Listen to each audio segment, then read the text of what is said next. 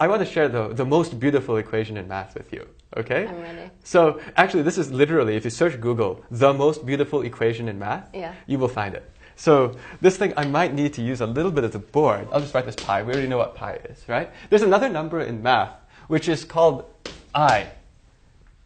This is the square root of -1. So somehow I is equal to the square root of -1, which you're not allowed to do. There's no way you can multiply two numbers together and get a negative one. Well, there is if you allow what are called complex numbers or imaginary numbers. So that's this I. You can multiply those two together. You can get an even more crazy number. Not only something that doesn't end, but it's not even a real number. But there's another number in math also, and that number is called E. And E appears on a lot of these scientific calculators.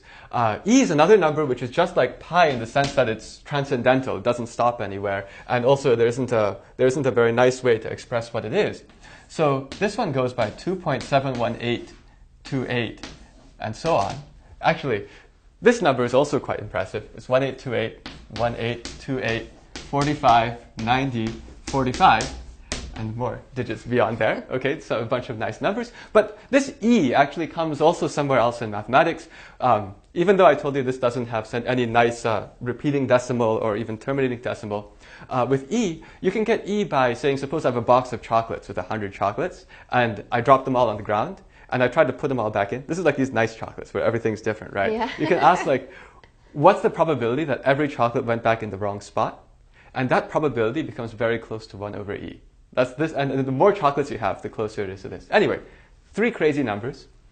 It turns out that if you take E and raise it to that, then I can finish the equation with 2 more numbers. Like the most basic numbers in math are 1 and 0. And this is true. So what's going on here is I've just put together 3 completely ridiculous numbers, and they together make -1. For all of the mess that was here, it has all come back in together right here. And this has a name. It's called Euler's identity. And it is actually the most beautiful equation in math because it combines all of these different constants together. There's your pi there, but suddenly the pi got joined with all these other ones. So there's some other fun parts here too. Have you seen the shirts with the pi and the I, the joke? Oh, yeah. Where pi says, get real, and I says, be rational, right? And they're basically calling each other out. So I've seen those shirts ever since I was in high school, with like the speech bubble, get real, be rational. It's like the pot calling the kettle black. But actually that shirt should have one more punchline. The last punchline should be, let me write the joke first. This one says, get real. And this one says, be rational. The correct way to put the punchline on this joke is E should say, join me, and we'll be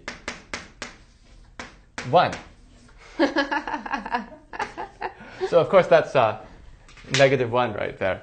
But somehow this punchline, the joke was never said before, and we thought of this joke about 2 years ago. You better market it but, fast. we have They're t-shirts. all going to steal it. We already made t-shirts with it.